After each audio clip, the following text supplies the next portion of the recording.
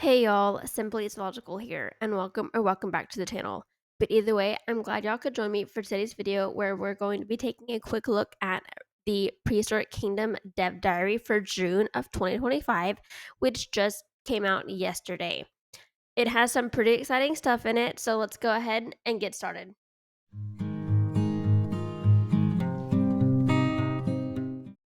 Okay, so the Dev Diary starts off by saying, "Welcome to the June Development Diary." Surprise! This month we have a very special blog post with information on a highly awaited feature breeding. That's right.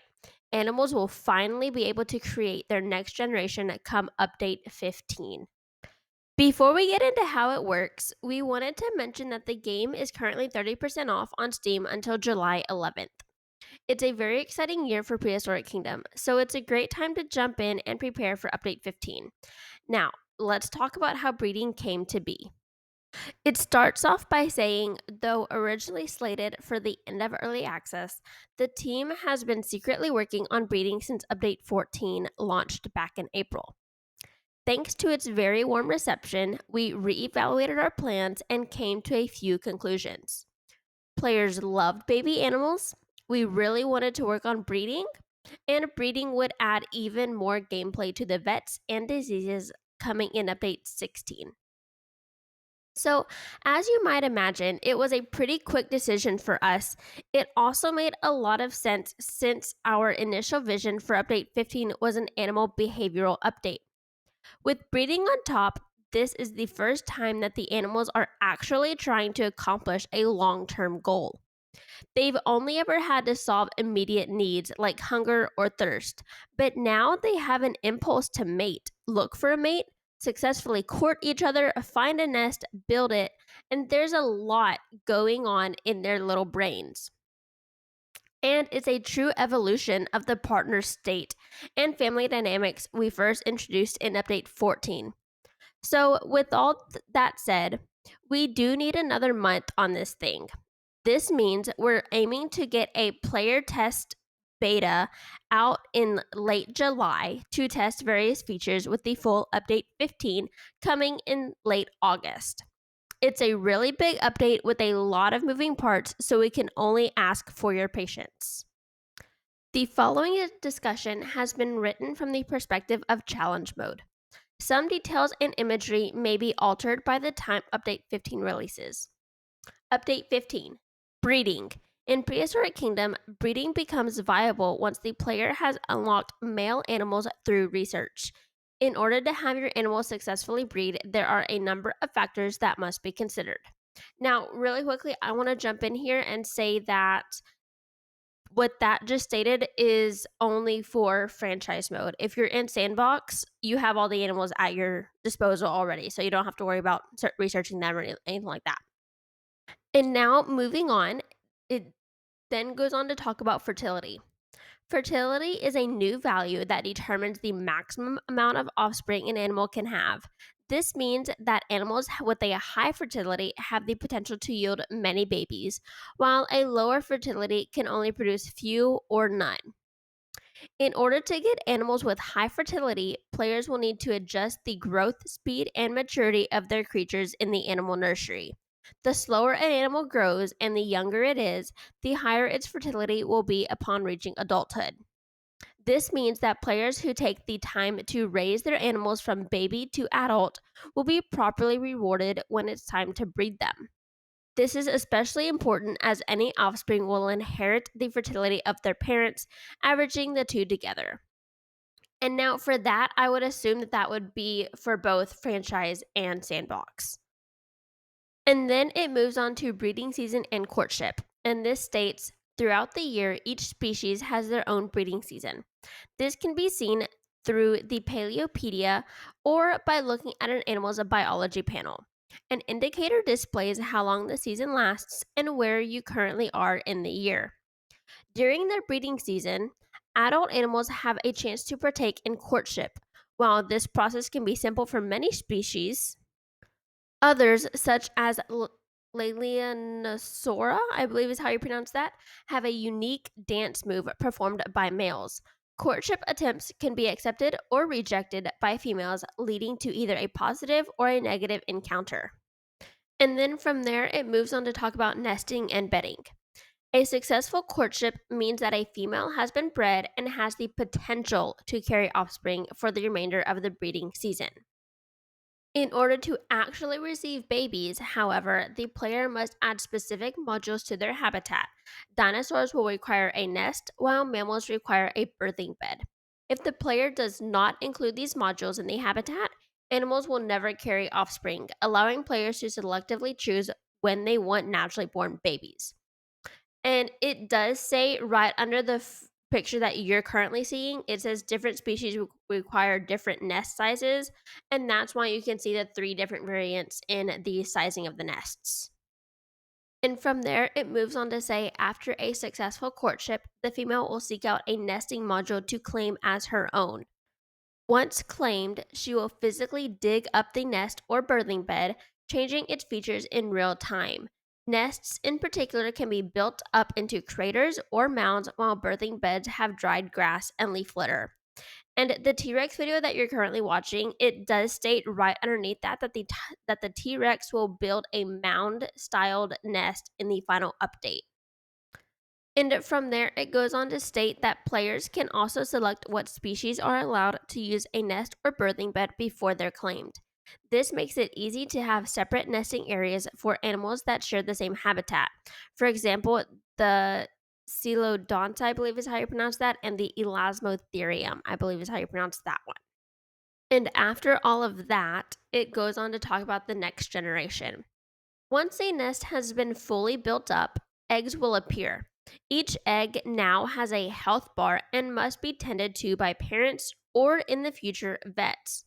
If the parents spend too much time away finding food or water, the egg health will drop, gradually killing the eggs one at a time. After the incubation period has ended, baby dinosaurs will finally hatch at the nesting site. Birthing beds work similarly, though, unlike dinosaurs, mammals are more resilient and less at risk of losing offspring. At the end of their incubation period, the mother will rest and deliver her babies on the birthing bed.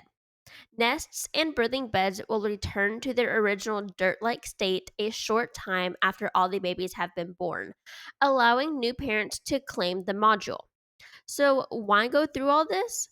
To put it simply, animals that are born in the park have a higher amount of animal points than those that were bred in the nursery. Investing into breeding is a great way to get your park rating up without spending thousands on cloning new individuals. This will be especially important come update 16 when the animals can finally die of old age. And from there, it moves on to breeding facts or questions or whatever. So we're going to read through all of these really quickly and then we'll move on to other things about the update. The first question states, why did you go with placeable nests and birthing beds? Compared to the other options we thought of, they had the best pros overall. Not only did they act as birth control, but they also allow players to design realistic nesting sites or dens exactly how they want. Leaving nest creation up to the animal AI wouldn't have yielded satisfactory results for players and could have even caused navigation issues for baby animals or staff. We wanted to put that choice and control in your hands. The next question says, what happens when animals with two different skins breed? The answer, each baby will be assigned a random skin from their mother or father. The third question states, will animals fight over nests? While fighting is not implemented yet, there will be disputes that can occur between females of competitive species if there aren't enough nests or birthing dens. This is an area we'd really like to expand on in the future. The next question after that says, what happens if I delete a nest or birthing bed?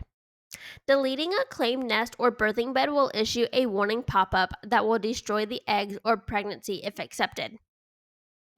And then the question after that says, can nests become diseased or will there be pregnancy complications? We're aiming to add things like that later when vets arrive at update 16. In the next update, however, which is update 15, pregnant animals will consume more food and water at the very least. So there is a little bit of management coming there. And then the question after that states, will animals have realistic offspring amounts? The answer to this one is since breeding is a yearly occurrence and players can have as many nesting sites as they want, we can't use realistic clutch sizes. While it'd be cool to see 50 baby sauropods emerge from a nest, it's less cool to have that happen 20 times in the same month. We need to make things more reasonable for gameplay. Which I like that because again, it would be a lot of animals to manage, especially if you're in franchise. If you're in sandbox, it's not so bad, but if you're in franchise, you definitely want that management sort of side to it.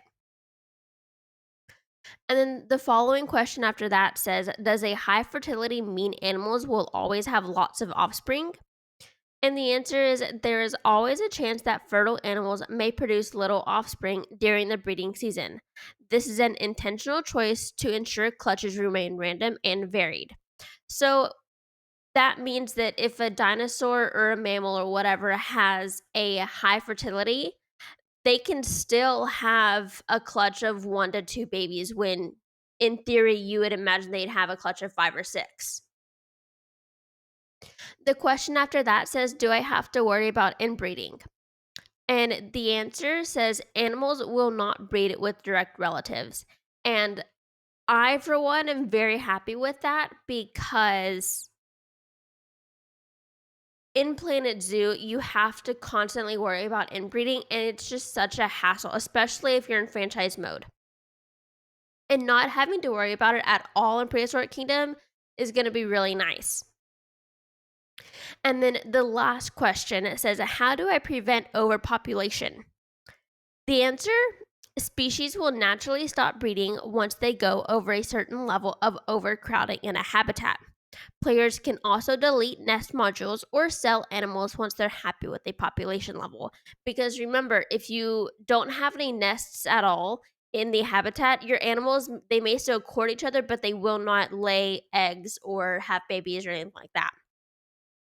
Later in Update 16, players will have more control over their breeding populations through feeder supplements. Of course, the animals will also die of old age or disease in Update 16, so please look forward to that.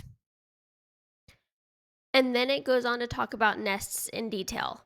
Now that you know how breeding works, we wanted to quickly showcase how much dynamicism has gone into our nests. As mentioned above, both nests and birthing beds start as dirt mounds.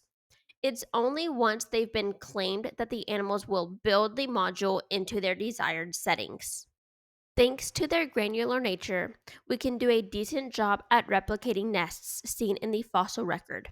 For example, nests can either be craters, mounds, or anywhere in between depending on the species. There's also a variety of substrates for both them and birthing beds. And here's how it looks when a developer fiddles with the backend nest controls. And this is the video you're currently watching, so we're just going to let this play out and then we'll move on to the next paragraph.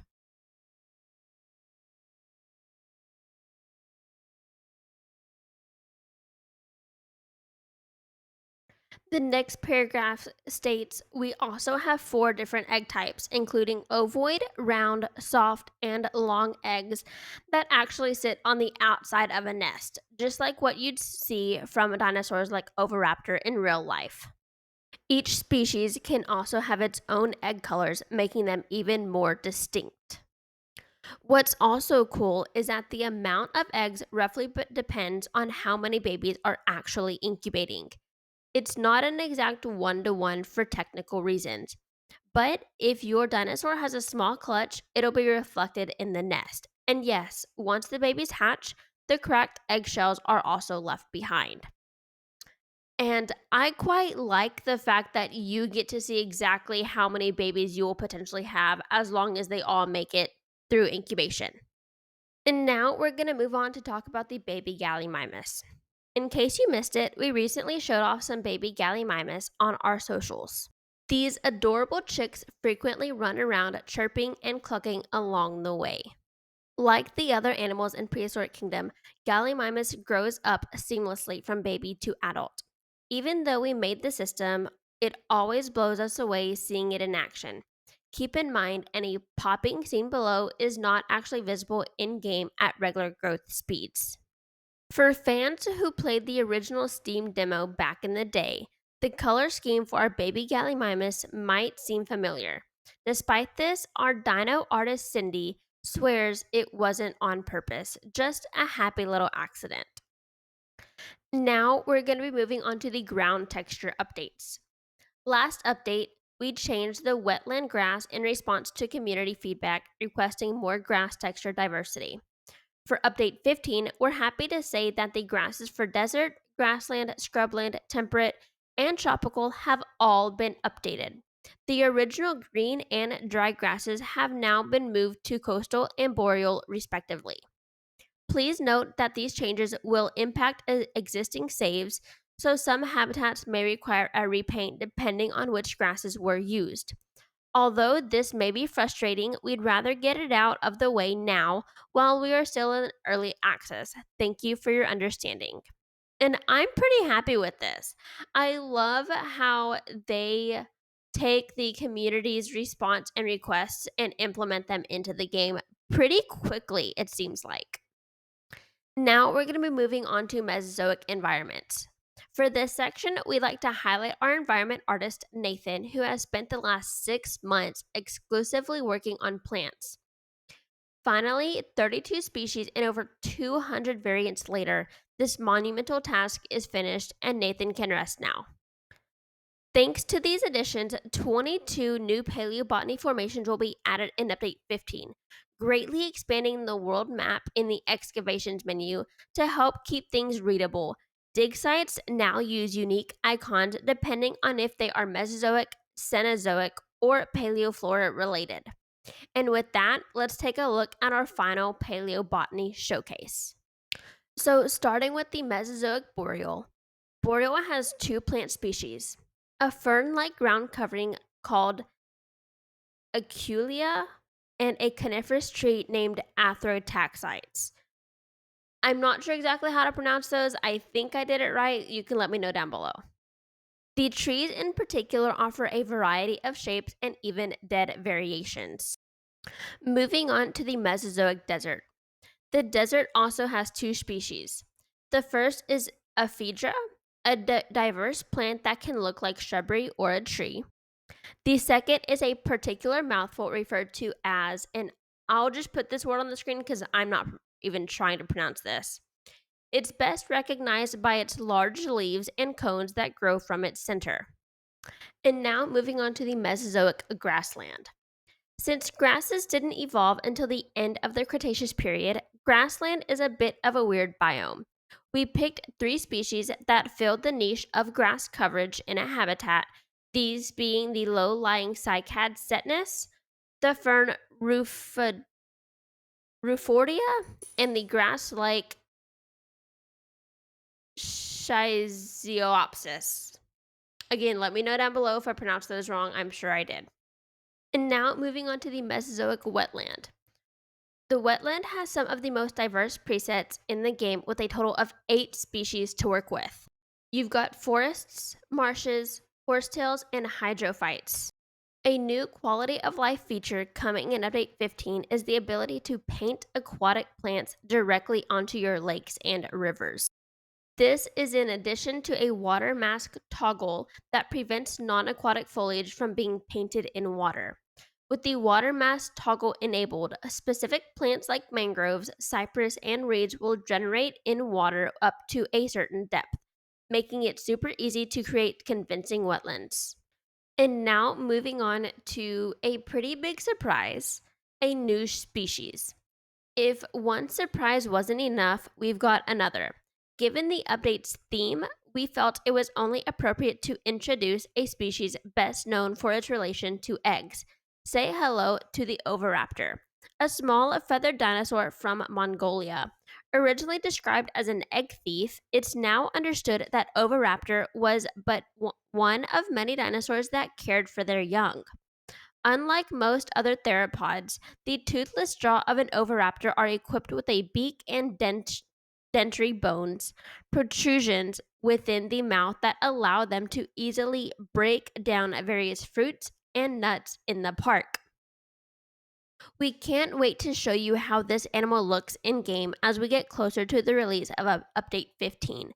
We've wanted to bring this animal back for a long time and are so proud to introduce it alongside nesting. And with that, this dev diary is finally wrapped up. It was a pretty long one this time. We had a lot of new things come in, a lot of new surprises, and I'm really excited to get my hand on the player test beta, which is coming in late July. So later this month, you yourself, as long as you have Prehistoric Kingdom currently, you will be able to play this. It'll probably have bugs and all that sort of stuff, but it's just for the developers to get a overview of what the community thinks, what could be added, all the bugs that are in, and everything like that before they fully release the update. And again, remember to go check out this dev diary for yourself. If you haven't already, I will leave a link to it down below, as I always do. And the Prehistoric Kingdom is currently 30% off, I think is what they said earlier in the dev diary, on Steam. So if you don't have the game already, feel free to go pick it up right now. It's 30% off until July 11th. But anyways, I hope y'all have a great rest of your day. I will make sure to leave a like, a subscribe. Really quickly, let me know down below what you are most excited about with this dev diary. I think for me, it's the Oviraptor and the breeding and nesting that they're incorporating. But anyways, I will talk to you on the next one. Bye, guys.